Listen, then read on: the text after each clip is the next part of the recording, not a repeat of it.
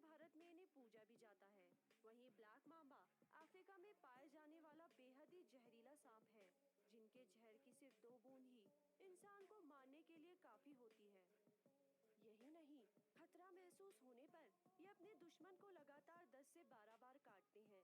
ये अपने एक डंक में ही 400 मिलीग्राम जहर दुश्मन के शरीर में डाल देते हैं। इनका जहर फास्ट एक्टिंग न्यूरोटॉक्सिक होता है, जो इतनी तेजी से असर करता है कि इसके काटने के 30 मिनट से भी कम समय में इंसान की मौत हो जाती है। दूसरी तरफ किंग कोबरा का जहर ब्लैक मांबा के जहर जितना जहरीला तो नहीं होता, लेकिन किंग कोबरा एक बार में ही इतना जहर उगल देता है कि हाथी जैसे बड़े से बड़ा जानवर भी इससे बच नहीं पाता। वैसे तो किंग कोबरा स्वभाव से थोड़ा शर्मीले और शांत मिजाज के होते हैं, जो हर कीमत पर इंसानों से बचने की चेष्टा करते हैं।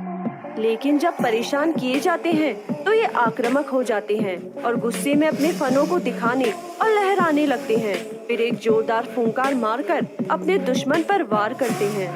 किंग कोबरा का 1 मिलीग्राम जहर ही 25 इंसानों को मारने के लिए काफी होता है। इनका जहर न्यूरोटॉक्सिक होता है, जो इंसान के नर्वस सिस्टम को पूरी तरह से पस्त कर देता है।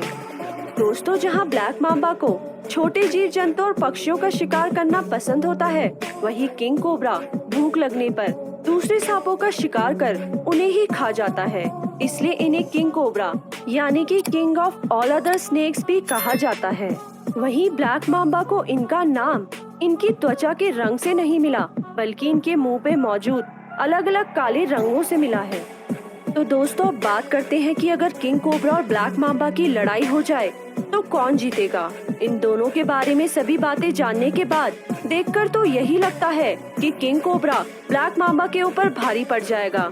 मान लेते हैं किंग कोबरा और ब्लैक मांबा एक दूसरे के सामने आ जाए, तो किंग कोबरा ब्लैक मांबा को खाने के लिए अपने शरीर का 1/3 हिस्सा जमीन से ऊपर उठा लेगा और हमला करने के लिए आगे बढ़ने लगेगा। गुस्से में वो अपने फनों को लहराने लगेगा और एक जोरदार फूंकार मारकर ब्लैक मांबा पर अटैक करेगा। लेकिन जैसा कि हम जानते हैं कि ब्लैक मांबा दुनिया के सबसे गतिशील सांप होते हैं, तो वो किंग कोबरा के हमले से तेजी से बचने की कोशिश करेगा और बहुत ही आक्रामक हो जाएगा, जिसके चलते वो किंग कोबरा को एक बार नहीं बल्कि बार बार डसने लगेगा। लेकिन किंग कोबरा में उसके जहर का असर आसानी से नहीं हो पाएगा, क्योंकि किंग कोबरा में ज्यादातर सांपों के जहर का असर नहीं होता है और इसलिए वो अन्य सांपों को भी अपना भोजन बना लेता है।